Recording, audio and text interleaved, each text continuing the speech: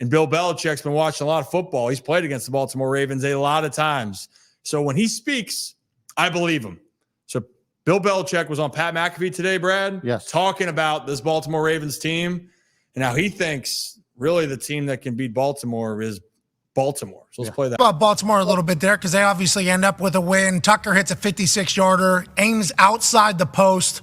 The amount of trust that you have to have in your swing, in the wind, and the amount of talent you have to hit that ball at that moment, that late in the fourth, to send it to overtime against an AFC North rivalry, and then hit the game winner, obviously, at the end. And then tell me about this. How do you think Derrick Henry and Lamar Jackson are allowed to be on the same team? And how about Patrick Ricard as a fullback in there? On Derrick Henry's earlier touchdown, it was his 100th touchdown in his career, whatever the case was. He falls, gains his balance, then he runs over like 4 guys. Patrick Ricard's pulling him. It's like, is this the year that the Ravens are the most dangerous on the offensive side of the ball? And do they have enough defensively to maybe win this thing this year? What is your takeaway from the Ravens after this big win? Yeah, well, I think, the Ravens every week, they got to look at it like the biggest opponent is the Ravens.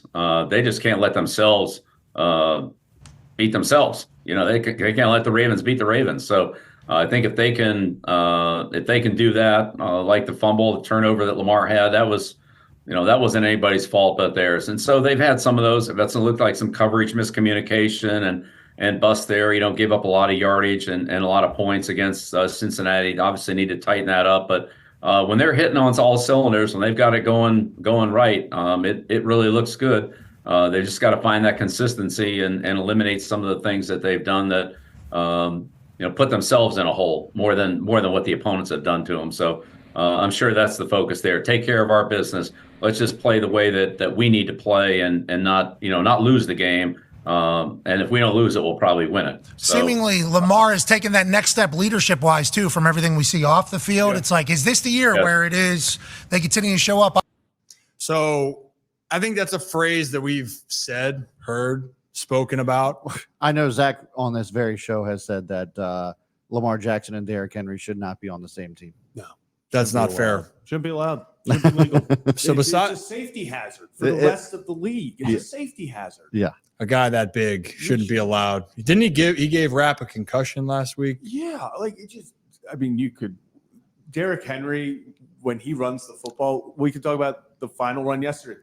He is tiptoeing the sideline. Half of his body is like hovering over the white trying to stand, and then he grabs another human and throws them and then still cuts out and gained like 10 more yards. Like, that shouldn't be possible. No human should do that. No, he shouldn't. They shouldn't be able to do that. Kick him out of the league. But the other phrase that I was thinking about right now, don't do that. Yeah, don't. That's a joke. Yeah. But the other phrase is Baltimore beating themselves. And look, and it's giving credit to the other teams. You got to go and force Baltimore to make mistakes. But how many teams throughout the NFL can say, we have the roster to win the Super Bowl? Like, truly, if we do what we're supposed to do, we're going to win a lot of games, right? Some teams can't sit there and honestly say, you know what, if we do everything that we need to do, it's going to work out. Like Baltimore, what weakness when they look from the outside? We know weaknesses that they're doing right now, but when you look at the talent that they have, you got a premier defensive line play. Like, you have pieces. You have Matabike, Odafe always playing well. At the second level, you have Roquan Smith and Simpson's emerging. In the secondary, you have talented players led by Kyle Hamilton. You still have Marlon Humphrey that can play solid ball, but you have good players at every level, and then the offense speaks for itself. You have the MVP of the league. You have the running back who is not born or not made from this planet in Derrick Henry. You have guys that can beat you in so many different ways, right? So that's what Bill Belichick's trying to say, Kev, is that Baltimore, unless they have – and he mentioned the miscommunications in the secondary, which we were talking about. It's Baltimore's problem has been less maybe that they don't – it's not a talent issue. It's just been an execution issue that has held them back. I don't know. I hear what you're saying. I even hear what Bill Belichick is saying. But if there is a glaring weakness, it is that secondary. I mean, Jamar Chase almost received for 200 yards yesterday. But absolutely, so, he owns us. He does. But so that 50 or 60 of those yards came on a deep ball then the other 60, 70 yards. It's the explosive plays that the secondary is giving up. That's the big problem. So let me ask the question, which I agree, that is a concern, but is that more of a lack of talent, or is that more of a lack of communication and assignments not being addressed? Because the other part on the 2 touchdowns in the red zone, correct me if I'm wrong here, T. Higgins, the one that I saw, right? He was moving in. T. Higgins came across the screen. Eddie Jackson, they were trying to communicate. And before they could get the communication done, T. Higgins is already starting to slant route. And I'm not saying Eddie Jackson on T. Higgins is a favorable matchup. It's not. Yeah. But there just seems to be communications off. So, I mean, maybe you guys have a thought. Kevin, you got a thought on that? Is it more of a talent issue for Baltimore, or is it trying to get used to a new system and communication hasn't been there as much as it should? I mean, on paper, they have a ton of talent, but I mean, Marcus Williams is graded out as one of the worst safeties this year. He's clearly regressed, and, you know, it's been tough to watch him. Marlon has had great moments this year, a couple of miscommunications. Also, Brandon Stevens had a tough one on Sunday. Yeah. He needs to learn to turn back for the ball.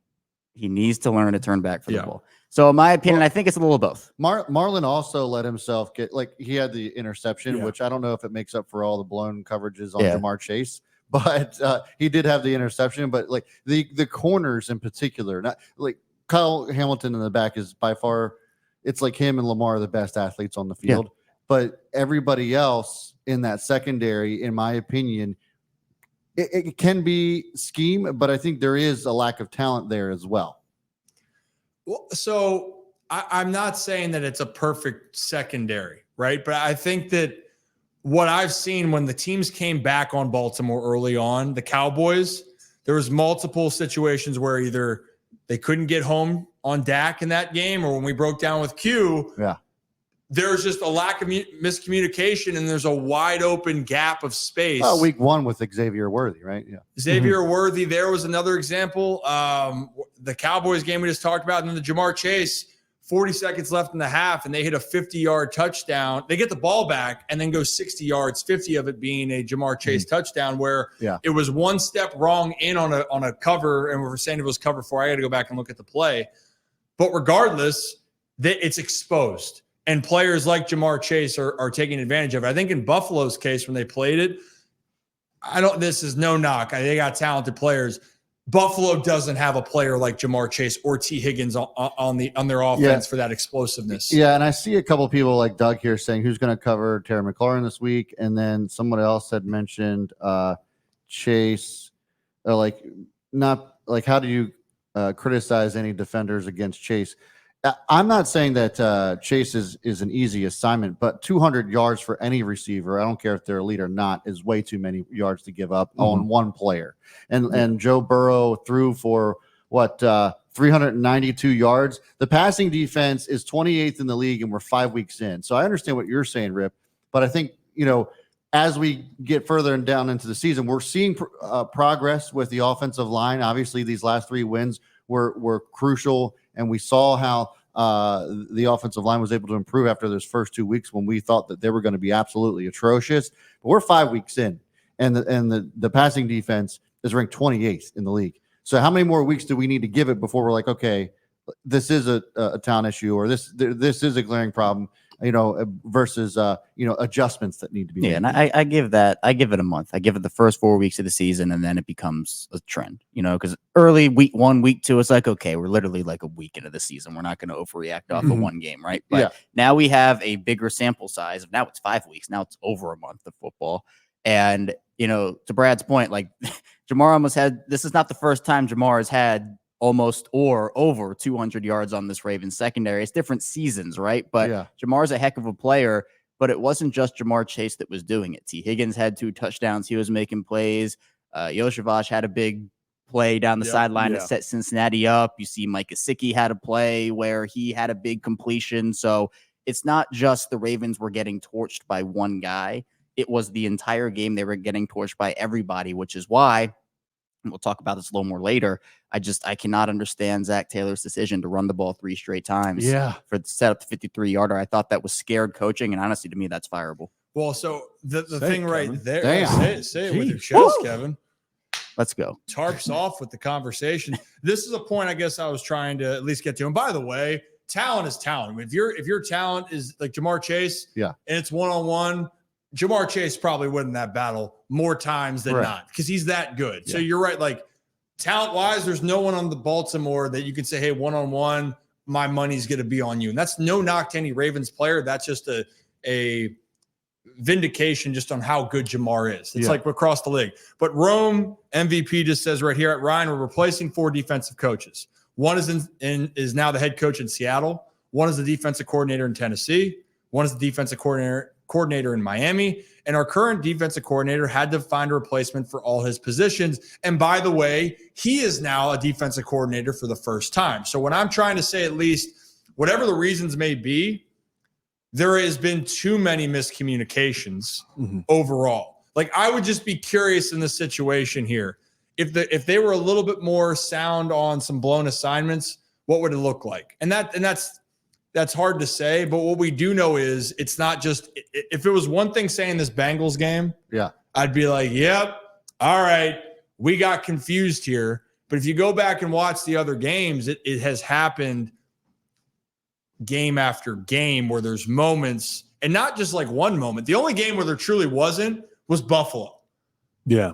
The only game was Buffalo where it was just an ass kicking, and Buffalo almost got back in there. Which I would make the argument that there isn't an elite wide receiver that Josh Allen has to throw to. So not at all. That I think was the difference. And we're starting to see that that's getting exposed with the Houston game this past week as well.